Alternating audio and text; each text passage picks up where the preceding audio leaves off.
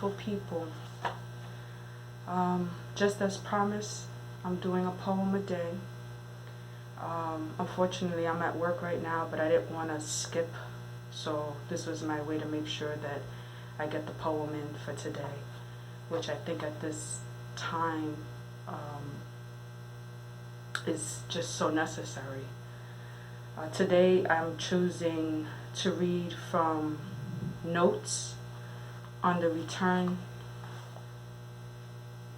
to the Island by Bonafide Rojas. And the poem that I'm reading today is titled On the Last Day. On the last day, the last day will be a glorious one, filled with things that I love, like spend time with my son, read my favorite poems, listen to music the whole day, dance with my mother who hates dancing, tell my sister I love her and that I'm proud of her, call everyone I've cared about and thank them for the years of friendship. I tell people on the street that they're beautiful and that compliment is free. Ride a train, ride a bike, ride a boat, go to the tallest building and scream beautiful things like I love you. And maybe someone will respond. I'll fight for my independence and paint murals of my heroes across my heart. Betances, Neruda, Albizu, Che, King, Paulo, Dali, Miro, Miles, Malcolm, Lorca, then Burgos, Ning, Lenin, Hendrix, Bolivar, Malti, Hostos, Toussaint, Zapata, Zappa, Baraka, Ginsberg, Jaco, Coltrane, Cobain, Basquiat, and Garcia Marquez. And I thank them for their art. And I've learned how to live on my feet and fly in my dreams. And I only kneel when I feel thankful. And I talk to the universe when I feel no one is listening. And I apologize to those I should apologize to. And the rest I learned that they're still not worthy. I speak to my father who's been dead for years. And it's not the first time. But I tell him about my trips to Puerto Rico and how I think he would have been proud. I revisit all the catalysts of my life, and I remember and reenact them and see the young versions of myself, wild, stupid, rambunctious, ego-driven, hyper-sugared, up all night, graffiti sprayed and Broadway made, and I write my name to honor the past, and I thank those moments for being a foundational block. For right now, and I think, of all the cities and countries I visited, Puerto Rico, Cuba, London, St. John, Amsterdam, Brussels, Barcelona, Toronto, Los Angeles, Versailles, Washington, D.C., Chicago, Detroit, Montreal, Calexico, Philadelphia, Oakland, Albuquerque, Atlantic City, Sacramento, St. Thomas, Miami, San Diego, Brixton, Berkeley, Providence, Tortora, Virgin Gorda, Rotterdam, Manchester, Boston, Berlin, Rome, Paris, and San Francisco. And then I visit all the houses my son has lived in, and I thank them for keeping him safe. Then I take a walk around the city that I love and hate.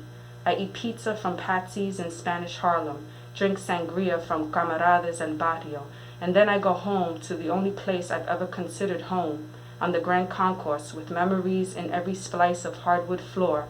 I bring down the paintings, pack up the books, put the guitars away, sweep the living room, and open my old black chest that has all the journals I've ever written in, and I take them out to see how erratic my handwriting was. And someone once said it looks like a sociopath's handwriting, but I've never believed in a diagnosis given by a doctor who was paid by Medicaid. Then I read the first poem I wrote. It was called Life. I read to myself, and how ironic it was that this 17-year-old was trying to tackle something so massive as life. But I don't blame him. He had nothing then. He probably thought he would never achieve anything, go anywhere, be anyone, love anything, love anyone, or be loved. And I see the progression through the years. And then I go to my bedroom window, the one that my son and I have both looked out of, and I look at the big sky across the street, over the abandoned church, and I watch the sunset. And if today is my last day, I'll say, damn, I was a lucky bastard, wasn't I?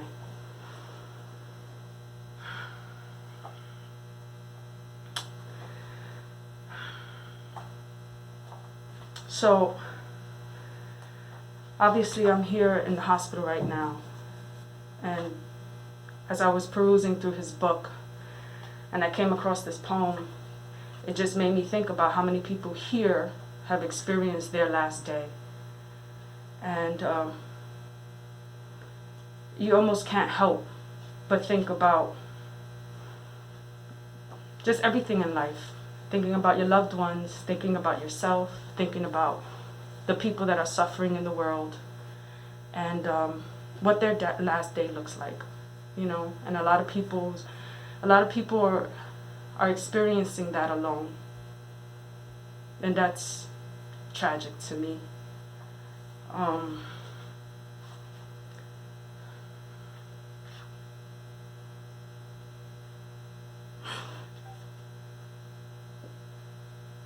So for right now, this poem is medicine. This poem is a good reminder to cherish every moment